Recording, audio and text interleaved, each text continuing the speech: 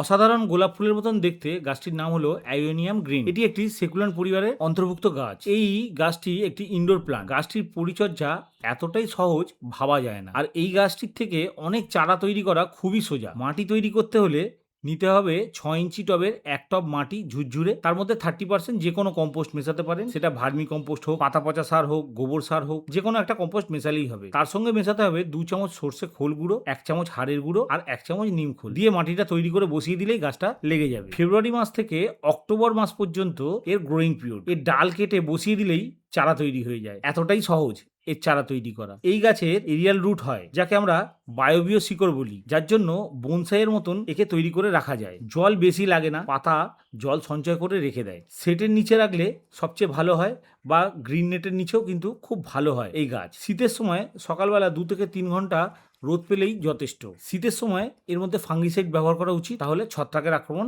হবে না।